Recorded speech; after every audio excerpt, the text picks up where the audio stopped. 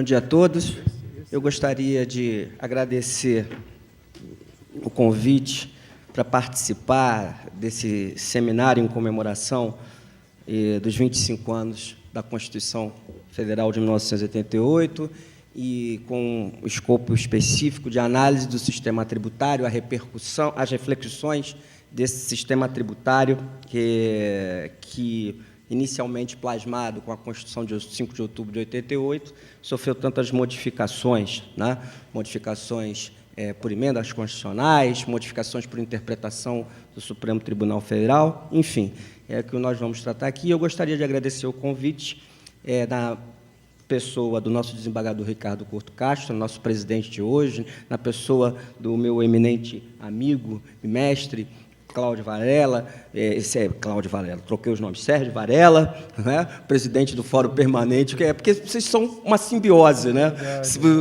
Vossa Excelência, presidente, Sérgio Varela, Cláudio Anúzia, nosso querido colega, também é uma simbiose, são sempre juntos, é uma presidência conjunta, eu acabei juntando os dois. Mas, certamente, como eu dizia, gostaria de agradecer e, sobretudo, saudar a presença de todos num dia como hoje, em que nós continuamos esse evento tão importante, tão marcante, que desde ontem vem abrilhantando e certamente se inserindo como um dos mais importantes Brasil afora, acerca dos 25 anos da Constituição. Então, é um evento que deve ser saudado, é uma honra estar participando desse evento, né, participar desse pool de inteligências, com exceção, é claro, da minha, né, que humildemente venho aqui dar a minha contribuição. Não poderia deixar de, nessa manifestação, nessa parte inicial da minha manifestação, render os maiores encômios à palestra da professora Alice, que me antecedeu, e, sobretudo, além de nos brindar com uma manifestação de alto cunho, de elevado cunho científico, de elevada complexidade, sobre esse que é dos impostos municipais, certamente o imposto mais intrincado, não é? Que é o imposto sobre serviços de qualquer natureza, mas, sobretudo, queria saudar o espírito com que a colega que me antecedeu fez a sua manifestação. Nós, recentemente, por ocasião de um outro assunto, e ao verificarmos que iríamos ter a oportunidade de dividir, claro, com uma honra muito grande para mim, maior para mim, dividir o mesmo espaço para tratar de um imposto municipal, nós meio que dissemos o seguinte: precisamos acabar com esse clima de polícia e ladrão que existe quando se encontram advogados, de um lado, advogados públicos, e de um lado, advogados privados, né? E eu me lembro que eu tive a oportunidade de começar a fazer essa distensão, né? Acabar com essa guerra fria, justamente com o nosso eminente Maurício Faro, numa das reuniões que fizemos aqui do nosso Fórum Permanente, justamente falando sobre protesto de certidão de dívida ativa, e nós fizemos uma manifestação juntos, né? Uma apresentação juntos, que teve um caráter muito mais complementar, né? E isso é importante ser destacado, né? A evolução, isso dentro dos potenciais emancipatórios e civilizatórios da Carta que nós estamos a celebrar, é importante que nós tenhamos essa evolução dos operadores do direito, daqueles que precisam parar para pensar do direito, daqueles que fazem postulações perante órgãos judicantes administrativos e órgãos judicantes do Poder Judiciário. Certamente, apenas com essa pretensão de correção, não é, do direito e das nossas manifestações, é que nós vamos chegar ao desiderato da Constituição, que realmente nós temos uma sociedade mais livre, mais justa, mais solidária, e o sistema tributário nacional, plasmado na Constituição e nas leis infraconstitucionais, é um instrumento fundamental disso, né? Então, nós precisamos sempre estarmos imbuídos, precisamos sempre sair imbuídos desse espírito, do espírito que a Constituição traz, principalmente desde o seu artigo 3º, para que nós possamos tratar do sistema tributário que ela inaugura e que as normas infraconstitucionais acabam estruturando. Nessas questões controvertidas do ISS, que é o nosso tema em matéria de substituição tributária, eu gostaria de ser um pouco ousado para dizer que a questão controvertida em matéria de ISS é o próprio ISS, né? O ISS que nós conhecemos desde hoje já manifestada aqui, Emenda Constitucional 1865 à Constituição 46, ele é, por si só, controvertido. Por que ele é, por si só, comprometido? E um pouco de história explica esse caráter controverso do ISS, e para os mais jovens vale a pena relatar isso. O imposto sobre serviços de qualquer natureza, de competência dos municípios, ele é um imposto fruto de um amálgama, né? O imposto é um imposto nascido a partir da ideia de imposto sobre diversões públicas, né, que, na verdade, é um imposto sobre licenças de diversões públicas, na época da Constituição de 46, um imposto sobre vendas e consignações, mas, sobretudo, um imposto sobre indústrias e profissões. Então, amalgamado todo esse caldo de cultura e esse caldo econômico, surgiu o ISS. E o que nós temos hoje, né, atualizando, e por que esse caráter controvertido a partir desse amálgama, eu quero dizer? Porque hoje nós vivemos uma grande preocupação no Brasil, que é a volta da inflação, né? E aqui e acolá ficamos assombrados com a inflação e temos um regime de metas de inflação que nós, aqui e acolá, e com uma certa falta de credibilidade, estamos quase que estourando o centro da meta. E o que nós verificamos hoje dentro das medições de inflação? A inflação de serviços no Brasil é altíssima. Então, vejam, senhores, que uma das questões controvertidas, ou a questão controvertida, é o próprio imposto sobre serviços hoje. Porque qual é a realidade do país, alavancada, inclusive, pela Constituição Federal de 88? As classes menos favorecidas, que hoje nós temos linha de pobreza absoluta, temos linha de pobreza relativa no Brasil, que até bem pouco tempo atrás não tínhamos, né? A fixação de uma classe C e D, essas classes que antes estavam fora do consumo de serviços, estavam alijadas do consumo de serviços, essas classes hoje estão consumindo serviços. E hoje, efetivamente, nós temos uma inflação de serviços.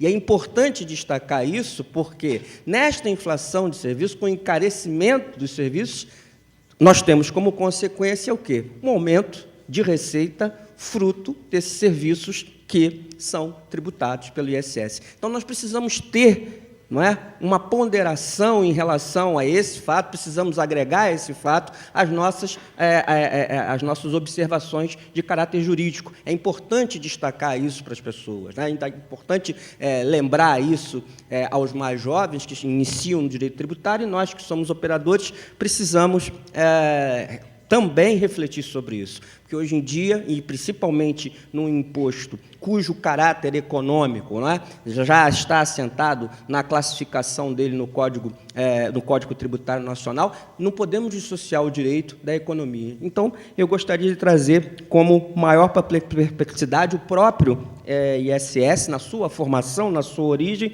e hoje nessa questão que nós temos da inflação de serviços no país.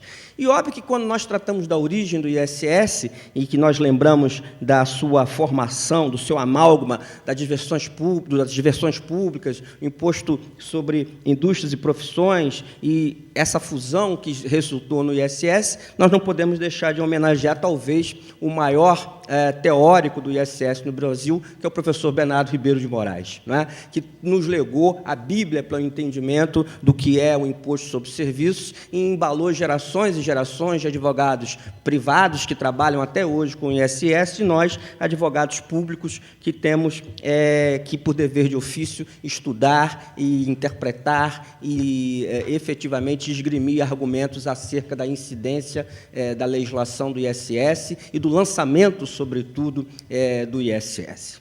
Então, eu gostaria também de fazer essa alusão. E, fazendo essa alusão, gostaria também de lembrar que o ISS, constitucionalmente falando, como a minha colega que brilhantemente me antecedeu relatou, também faz parte desse sistema tributário plasmado na Constituição, que se beneficia ou compartilha com um próprio sistema de normas, que é a Constituição, da rigidez constitucional.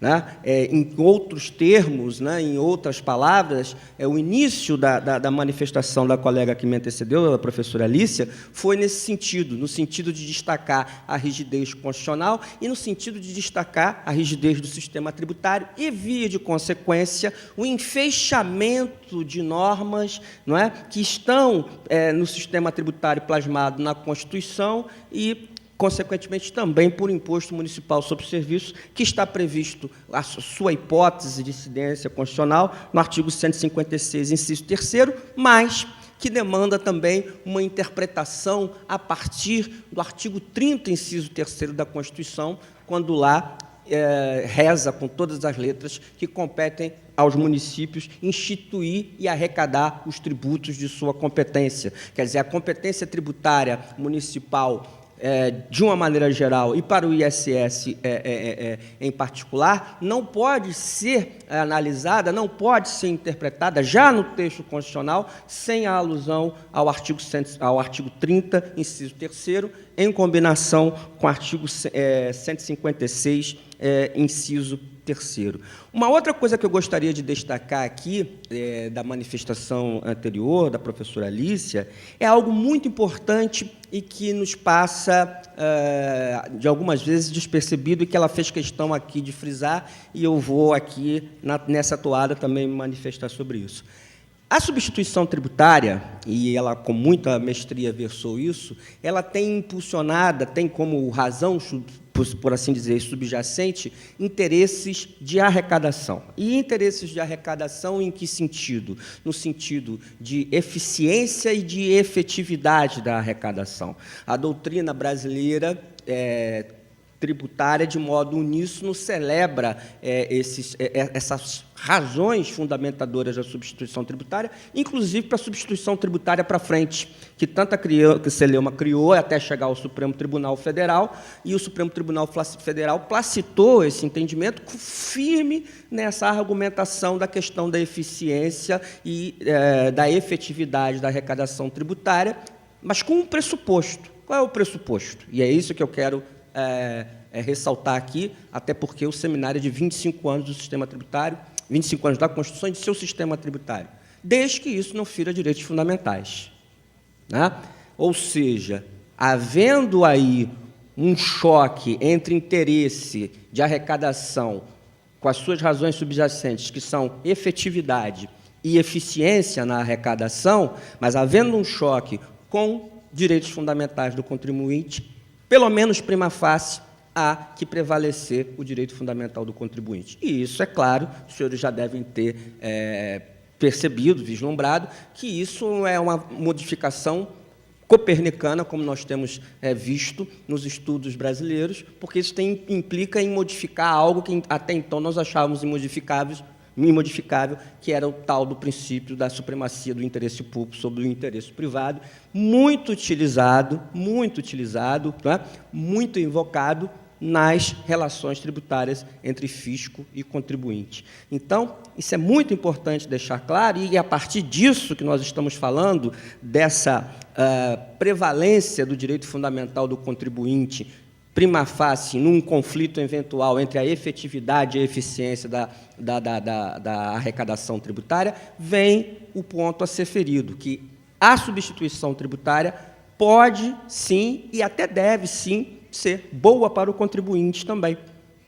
Porque o contribuinte, em algumas situações, ele se vê efetivamente impossibilitado de cumprir a legislação tributária, seja a legislação tributária em relação à obrigação que ele é o sujeito passivo, ele é o solvent, como se costumava dizer, não é? Em relação àquele determinado CIPS, em relação àquele determinado sujeito ativo. Essa situação é muito clara, e algo que aqui foi frisado também pela minha colega que me antecedeu, essa situação é muito clara, por exemplo, no parágrafo 2º, no inciso 2º do parágrafo 2º do artigo 6º da Lei Complementar 116, que ela se referiu, que são serviços, né, cuja o aspecto espacial determina que o sujeito ativo desse crédito tributário, desse serviço, do lançamento do imposto, é o local onde esses serviços são prestados.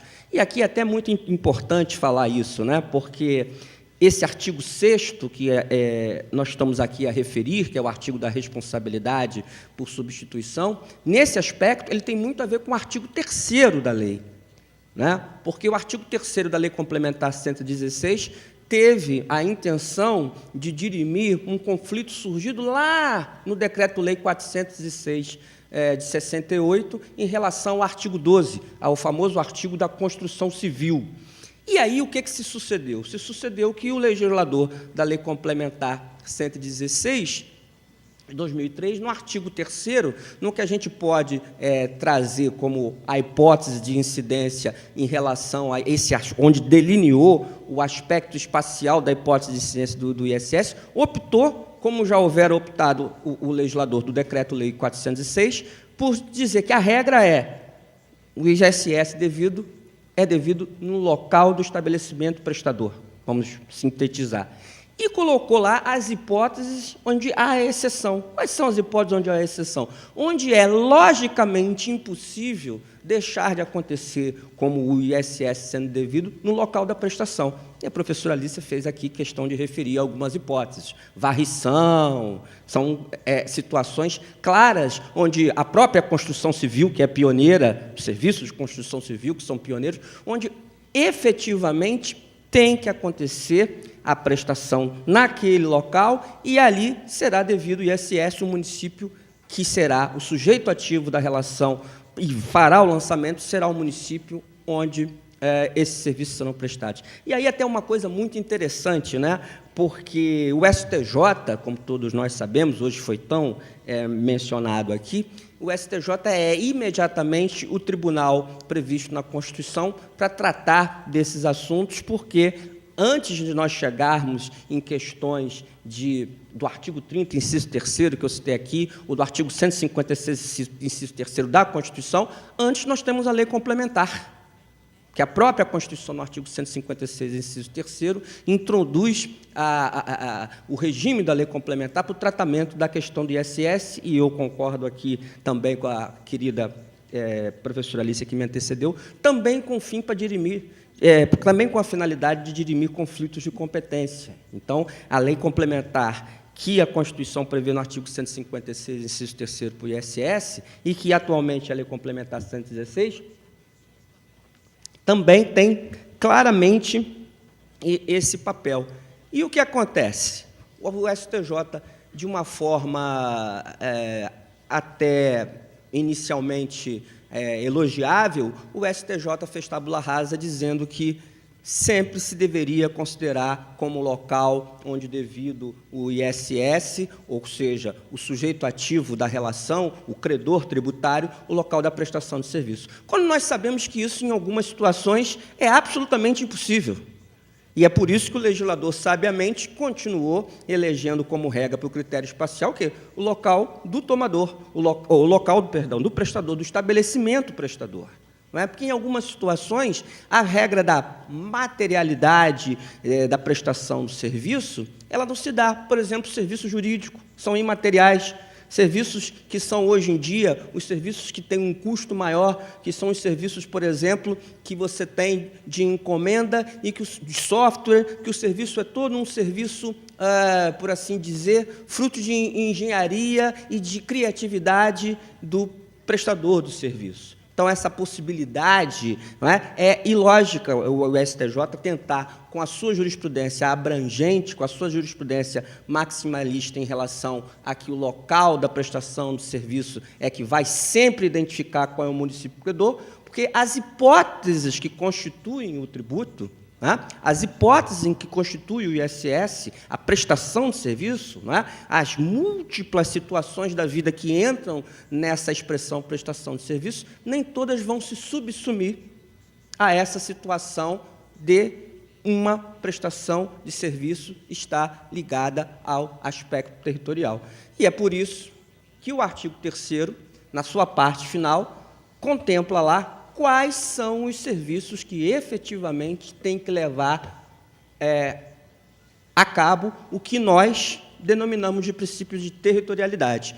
E aí é até muito interessante colocar isso, porque numa jurisprudência mais recente, há um entendimento de que o princípio da territorialidade na Lei Complementar 116 está embutido na regra geral do estabelecimento do prestador. Não é verdade. O princípio da territorialidade está embutido na na exceção do artigo 3º, onde os serviços prestados vão gerar num determinado território território de um município vão levar que esse município seja o credor, como demos o exemplo aqui da varrição, e esses todos que estão narrados no artigo 3º e que estão, na exceção, nos incisos do artigo 3º, narrados, não por coincidência, no inciso 2º do parágrafo 2º, quando estabelece a responsabilidade do tomador dos serviços. É claro, aí nós temos claramente uma situação de quê? De aplicação do princípio da territorialidade. E só para, já que nós estamos homenageando o nosso texto que faz 25 anos, vamos homenagear um texto que tem muito mais do que 25 anos, né?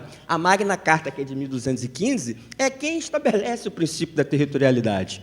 Quando lá se fala na defesa do direito, no direito de defesa do súdito, né, em relação à região sem terra, per legem terra, a lei da terra. E é exatamente essa situação que, vindo séculos e séculos e séculos, nos chega para a formação do princípio da territorialidade. Então, nas exceções do artigo 3º da Lei Complementar 116, é que nós verificamos o princípio da territorialidade, que é exatamente o que o STJ disse, e que o STJ tentou colocar como o quê? Como a regra. Vejam, senhores, como, às vezes, né, a jurisprudência que tem que aplicar, não é, a legislação, a Constituição, sobretudo, ainda que indiretamente, que não é o papel do STJ, né, ainda que incidentalmente, melhor dizendo, mas que tem que aplicar todos os conceitos, às vezes a jurisprudência presta um desfavor. Ou, como nós dizemos hoje em dia, já numa matéria mais de cunho constitucional, uma jurisprudência maximalista, né, pretendendo resolver, fechar nas suas decisões todas as hipóteses, todas as crises, essa jurisprudência maximalista e, pelos seus julgados, acaba produzindo um desserviço, porque acaba produzindo uma confusão, uma contradição em relação a todos aqueles que estão no setor de serviço, e aí falamos desde os prestadores, passando pelos tomadores, até nós que temos que interpretar e tentar buscar, como sempre, a racionalidade do sistema, um sistema que é criado a partir de ser um subsistema da Constituição. Então, eu gostaria de fazer menção, já estão aqui, já vai haver um cartão aqui para mim, e eu já estou aqui, a gente tem que ficar prestando sempre atenção à esquerda, né? O inimigo está à esquerda, apesar de ser meu grande amigo, o inimigo está à esquerda. Eu queria fazer referência ao que a professora Lícia, que me antecedeu, trouxe em relação às... por assim dizer, obrigações acessórias, né, conhecidas como, no caso específico da responsabilidade do ISS, conhecidas, instituídas em várias legislações municipais, conhecidas como CEPONs, né, a necessidade que prestadores de serviço de um determinado território de um município, mas com nota fiscal do município onde eles estão situados, onde é o estabelecimento prestador, se submeterem a prestar informações ao fisco do local onde o serviço é prestado, muito embora eles estejam situados, o seu estabelecimento esteja situado em outro município, quer dizer, a regra do artigo 3º. Aqui volto ao ponto quase que inicial da minha manifestação, que o interesse da arrecadação, interesse cuja razão subjacente são a efetividade e a eficiência, isso não pode sobrepujar o direito fundamental do contribuinte. E diria até mais, não pode sobrepujar o direito fundamental até mesmo do tomador. Não é? O que significa dizer isso? Por mais que nós estejamos inseridos num contexto de que a tributação tem uma função pública, a tributação é para a manutenção das despesas do Estado, há um interesse público claro aí manifestado, e eu, particularmente, não concordo muito com aqueles que fazem essa divisão do interesse público em interesse primário e interesse secundário e acham que o interesse em arrecadar é um interesse secundário. Não concordo com isso, para poder voltar ao ponto, mas queria deixar isso bem claro, porque essa é uma distinção de direito administrativo, uma distinção que o Renato Alessi fez há muito tempo atrás e que não se aplica nos dias atuais e não se aplica ao direito tributário. Não é? no ponto de vista do Estado, o interesse de arrecadar é sempre um interesse público, né? O Estado deixou de ser há muito tempo um Estado personalista, um Estado absolutista, de modo em que você confunda, não é, o dinheiro público, a receita pública, com o tesouro do monarca, com o tesouro do rei absoluto. Isso não existe. Então, o interesse em arrecadar é um interesse público. Ponto. Qual é a grande questão? É que esse interesse público precisa, até porque o fundamento dele é o direito fundamental de cada contribuinte, inclusive também do tomador do serviço, ele precisa ser pautado por esse direito fundamental. Conclusão. As exigências de listas de informações em municípios, aqui no Rio, em São Paulo, onde seja, elas têm que ser pautadas por uma relação de razoabilidade. E isso em homenagem justamente ao direito fundamental do contribuinte e ao direito fundamental, inclusive, do tomador. Então, por exemplo, eu tive notícia de um determinado município que, em complementação ou regulamentação dessa exigência, desse CEPOM, pede o rol de ligações telefônicas que a empresa faz com o rol das suas ligações telefônicas. Algo, a meu sentir, absolutamente desarrazoado. Porque, na questão da razoabilidade, o que se preconiza? Se preconiza a medida que é tomada e qual é o critério dessa medida. Qual é o critério que fundamenta essa medida? Qual é o critério que fundamenta eu ter que entregar o conjunto das minhas ligações, ou com quem a minha empresa mantém ligação telefônica, não é? E qual é para o fisco municipal? Ainda mais na situação em que o meu estabelecimento prestador está situado em outro município e não naquele município que está me exigindo a CEPOM, e a CEPOM com a necessidade da entrega de relação de ligações. E aí, obviamente, a gente teria, além do argumento da razoabilidade, que é a questão de examinar, né, se isso é congruente, se essa medida, se o critério que institui essa medida é congruente, nós teríamos ainda a alegação de sigilo, de dados, etc., que certamente tem raiz constitucional, tem argumentação constitucional, e os municípios, por intermédio das suas administrações tributárias, precisam pensar nisso, até porque são aplicadores da Constituição também, né? Imediatamente, e como nós dissemos aqui, até porque tudo retorna para os direitos fundamentais. Então, essa questão eu gostaria de frisar, porque me foi chegada, me foi fruto de informação, e me pedindo que especificamente eu me manifestasse sobre isso.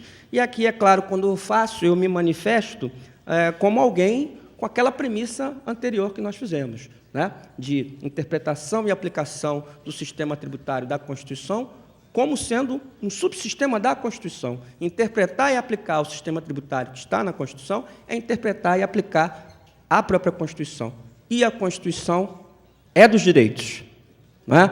Na dicotomia direitos e deveres, a Constituição elegeu como prioridade a promoção dos direitos. E tudo isso deve estar presente na atividade de arrecadação, de fiscalização, de instituição, fiscalização e arrecadação de tributos. Muito obrigado pela paciência. Tenham todos um bom dia. Obrigado.